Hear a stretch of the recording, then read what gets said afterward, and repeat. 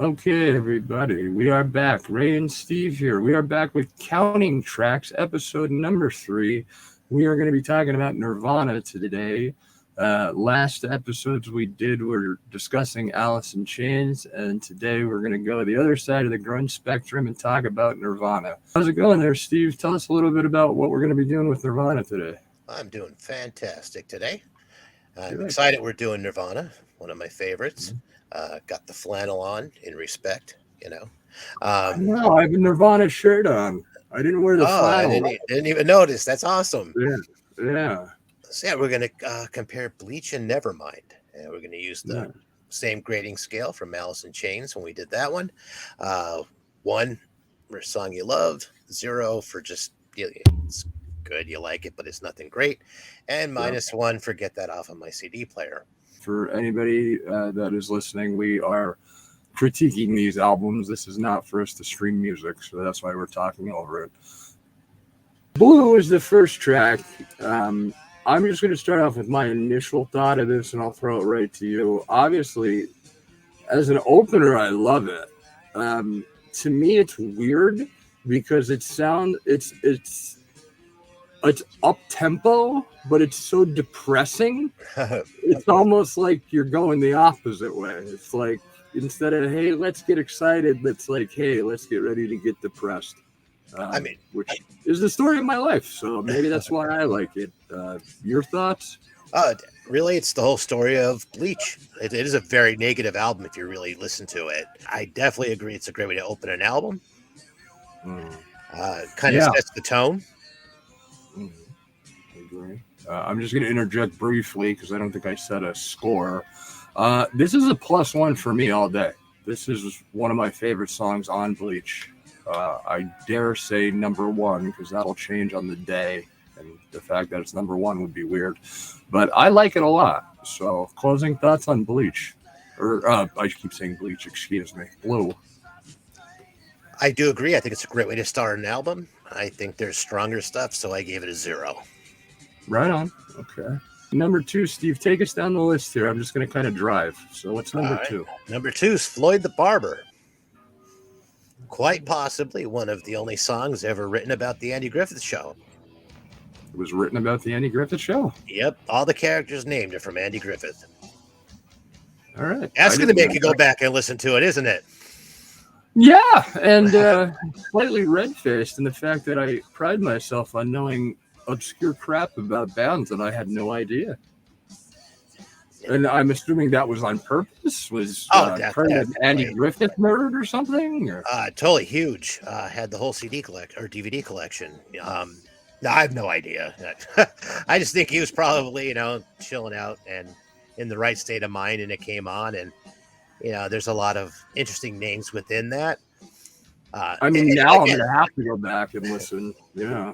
I mean, really, when you do listen to it, it's not a happy song. It's definitely not, Andy of Mayberry, but to have that worked in, I think it's brilliance, and I give it a 1. Wow. Okay. I'm going to go 0 on this one. That might change on the day too, because it is a good song, but I'm going to go 0 with Floyd the Barber. But that is very interesting trivia, and you can bet after we're done, I'm going to take a second listen to this song, lyrics and all. So what do we got going next? Next, we got About a Girl. About a Girl. Now, I'll just real quickly say, everybody that knows this song at all, if you're hearing this in the background, it probably sounds different than the version you've heard. And that's because this is the studio version. The one that is played on the radio and everywhere else ad nauseum is the one from the Unplugged album, which wasn't really unplugged, but you know what I mean. So explain that to us, Steve, for the Fairweather fans that don't know. Explain that a little better and tell us your thoughts on About a Girl. I'm going to kind of stay out of it and just say it's +1 for me. It's my favorite song on the album. I love the guitar. Forget the lyrics. The lyrics are fine, but I just think it's a cool groove to it. So I'll leave it there and send it over to you. I couldn't agree more with the musical end of it. It's actually the first song I learned how to play on guitar 20 years ago. Nice. Really enjoy it, and it's actually a really fun song to play. It just has this nice bouncy rhythm to it.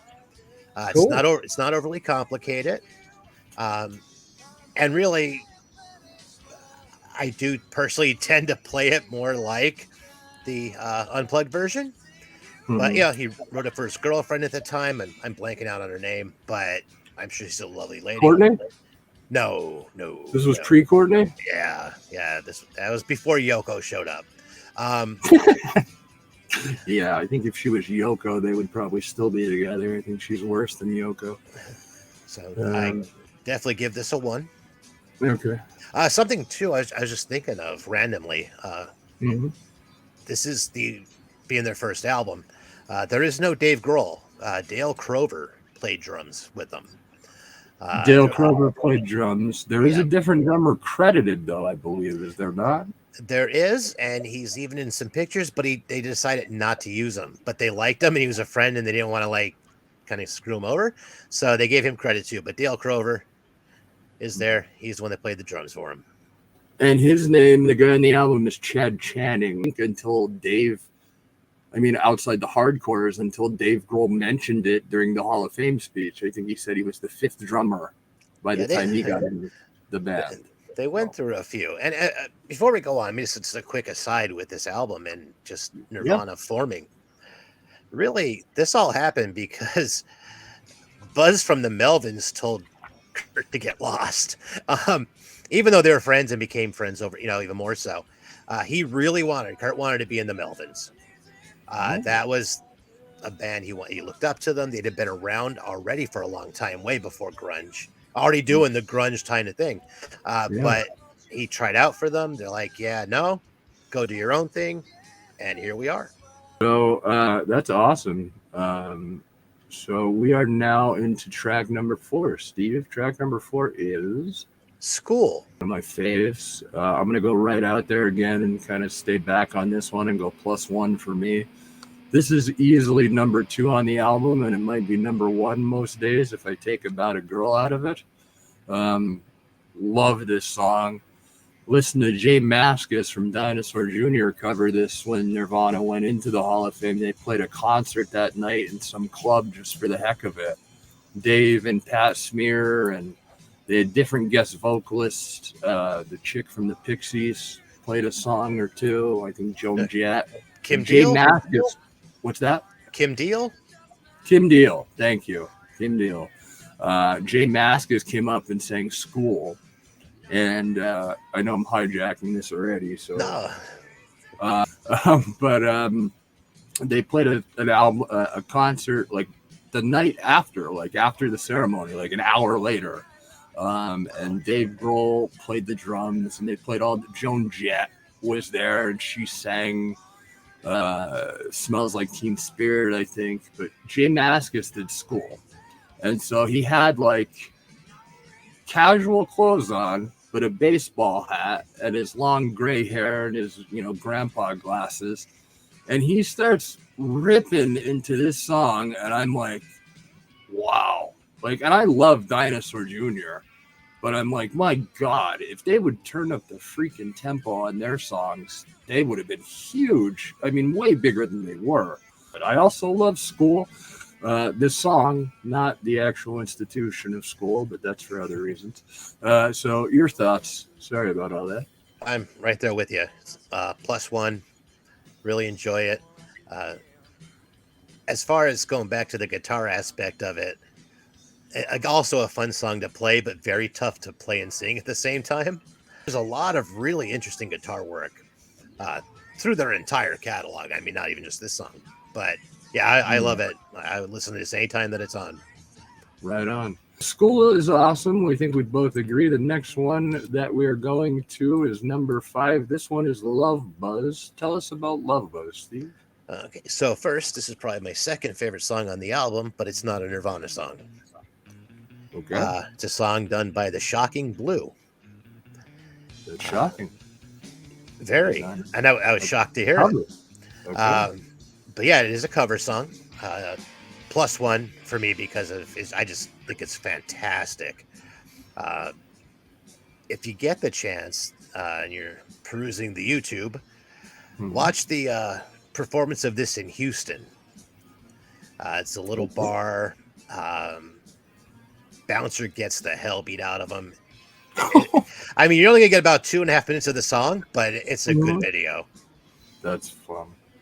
I love it too. I didn't even know it was a cover, to be honest with you, but I like it too.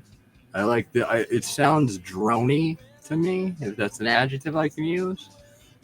It sounds like, and this came first, but it sounds to me like something that the band Filter ripped off, like Mhm. when they made their stuff later on. Um, and I like it. It's a little bit heavier and it's a little bit slow, but it's still a rocker, and I love it. I'm gonna give it +1 too. I really Awesome. like it. I Yeah, I really definitely do. recommend checking out also the Shocking Blue version, just to see Yes, what they which I did. will do. So that and Houston, and you have yourself a good time. There you go. You guys heard it. Check it out. I'll be doing that too. So we're gonna keep it rolling here. We're going into track 6. Track 6 is Paper Cuts. So this is kind of where the album, the next couple songs I like a lot, but then it kind of starts taking a turn for me. But tell me your thoughts on Paper Cuts. I don't have much to say. I enjoy it, and I would give it a +1. I enjoy just as you can hear, just kind of that the opening and with the feedback, and it's more of a like it chugs along and builds up as it's going. Hmm. Um, Same, yeah, same. I don't. I mean, I don't have a lot to say about it either. I mean, if it's you have to be in a certain mood to listen to it. At least I do. For that reason, I'm going to say I'm going to give it a 0. In other words, I could kind of take it or leave it. I wouldn't lose sleep if they didn't play it. If they did, I'd probably be one of the hardcores in the corner going, doing this. Um, so I'm going to give it a 0. I think let's say it's filler, like you said. It's a good track. I just think you have to be in the mood to listen to it. Not much to say on that one, so I'm gonna roll right into the next one, which is one of my favorites, and I got a story about this, which we'll probably cut out if I end up telling it. But the next one is Negative Creep. So +1 for me, and I'll explain why later on. But tell us your thoughts, Steve, on Negative Creep. I'm rather negative on it, quite honestly. But again, when I learned to play guitar, I learned by playing and learning to play Nirvana songs. It just seemed to connect with me, not only from it was the music that I listened to, but that it was Mhm. more approachable. Mhm. It's a blast to play this song, but seriously, even from day one, I got this album in Florida at a mall when I was on Ah, a vacation, um, and listened to it in the car because we had driven down. And I think after listening to it twice, I had to keep skipping it. And I honestly can't say why, because I don't think it's a bad song. But it's not. I don't think so either. It sounds like the one you jump in the mosh pit for to me. Um, I'm a little younger than you. I'm 37. I never saw Nirvana live. 94, I was like 9, so I missed it. Which I'm not saying that to be funny. It's genuinely a regret of my life that I wasn't able to actually go and see Nirvana or Alice in Chains. And I've seen some of the grunge bands that stuck around a little longer. Some of them aren't even around anymore. But I missed the Nirvana just because of my age, and obviously the radio is what turned me on to them. The reason I love this song, and I'm kind of the same way as you, it didn't blow my mind the first time I heard it. I was kind of like, whatever. I went to see a band right after I graduated high school, and their album wasn't out yet, but they were a super group called Velvet Revolver, which was the GNR guys and Scott Weiland from STP. And I love everything about both of those bands. So I drove with my buddy when I was 17 down to the Electric Factory, which is a club in Philadelphia. Uh, great club, and great club. I, and I went to the wrong street because there's another street of the same name on the other end of Philadelphia, which the Electric Factory is not on, which is where we started out. But eventually we found it. And it was a long, sweaty show, and they played this as a cover at the end. They played Cracker Man. They played a couple STP songs, and then they started chant. They played "Used to Love Her," which Scott Weiland did a great job, and then the crowd started chanting Axel, and then the song ended and Slash got on the mic and he goes, "Oh, leave the redhead alone." And then they went into this song, Negative Creep, and Scott Weiland went full like grunge Kurt. Like it wasn't, tiny music Scott Weiland. This was core Scott Weiland. And it got that place moving. And I was like, okay, I get it now. You have to hear this song live. So that's my weirdest side. I never saw Nirvana, but I saw this song performed live by a cover band. But it's definitely a song I think if I heard it live, my opinion, maybe yours too, would be much higher. Maybe you've seen it live and I'm wrong, and I'm assuming. Because we have a little bit of different in age, and I'm almost approaching half a century. I have seen them live. I've heard these things when they were brand new. And I think that's kind of neat because we get a little bit different perspective from these songs and reasoning. I can tell you right now, if I saw Scott Weiland play that song, I'd probably give it a +1 too. Oh, it was amazing because I mean, it's definitely one that I like just because of my own personal experience. But I understand your point too. It's definitely not for everybody. That's for sure. So take us then. Now this is where it starts getting a little. The album starts going maybe in a slightly less enticing direction for me. Number 8 is a track called Scoff. So tell us about Scoff, if you would. I don't have much to say. Not really a fan of it. I gave it a -1. Yeah. I like the guitar, Mm-hmm. but I just think lyrically, Kurt had gone on and had done up to this point already way better. Just doesn't do anything for me at all. No, I'm with you. I'm not a huge fan of it either. To me, it just sounds like filler. Not their best. It is their debut album, so whatever. I'm gonna give it a -1 too. Just not really my bag. So that takes us into track number 9, which is another one that doesn't really. It's not in my wheelhouse. Called Swap Meet. -1 on my end. What are your thoughts on Swap Meet? I give it a 0. I just think it's kind of an odd thing to write a song about. Basically what some people might know as flea markets. Yeah. And I don't know. I think like when I first heard it, I could just see these people like fighting over some super bargain they found at the flea market. That's my and then kid. Get away from me. Exactly, and like blood and murder breaking out. But see, that's how my brain works. So Yeah. Tell me your score on Swap Meet. 0. 0. Okay. So now we're going to go into Mr. Mustache. I know I pronounced that wrong on purpose. I don't hate this one. I don't. It's not one that I'm going out of my way to listen to. But if I heard it in concert, I would stick around. I like it. It's different. I'm going to give it a 0. What are your thoughts on Mr. Mustache? I gave it a -1. Okay. It really, again, does nothing for me. I think it's kind of the rushing of the lyrics. I don't even know what to say about it. Like it just didn't. It's never resonated with me. I mean, from day one. Well, funnily enough, and people may disagree with this, but I feel like from track 8 down, it kind of goes from side A to side B. So side 8 or track 8, forget that it's track 8. Track 8 down is kind of the filler stuff for me. So I could definitely see that. There isn't a lot to say about these, but this one, I don't know, just stuck with me for some reason. It does feel rushed with the lyrics and stuff, but it's just one of those. I think if you're in the right mood, it's kind of neat. So basically, like everybody kind of knows, if you're in Nirvana, they pay like $600 and some to make this record, which is just incredible by itself. But Kurt was in a bit of a rough patch or whatever, a little angry. And most of these songs, with a few exceptions, were written the night before, like before going in to record. And I think that kind of leads to it, but I think it gives it its rawness as well. Yeah. But just a little history there for you. For sure. No, so that takes us into number 11, which is a track called Sifting.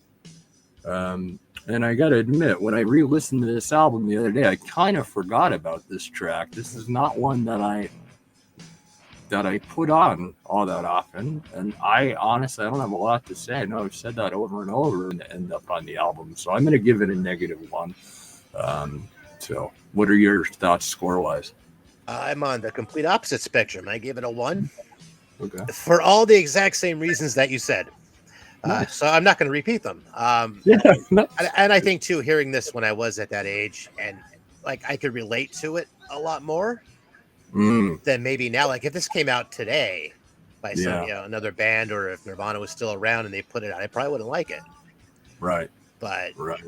it just had that where it kind of stuck with myself at that time and what I was going through. So, what do you think about Big Cheese? 'Cause that's what's coming up next. It's cheesy. Well, No, I do not like it. Again, another one that's really fun to play. Sadly, like 3 songs that are fun to play, I don't like. But I don't know. I just think it was too like I hate my boss and I'm angry. yeah. Like, see, that opening is awesome, and I want to like it, but I can't do it.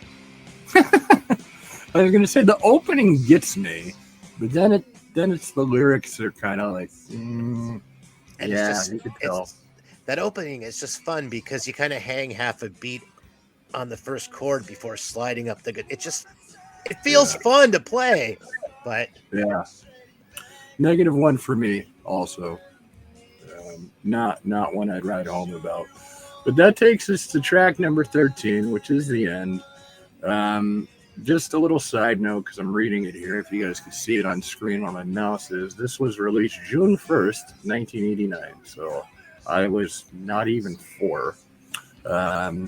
This was 2 years really before grunge exploded, and grunge exploded in no small part, if not in totality, because of the next album, which is Nevermind, which is what we're going to talk about next here.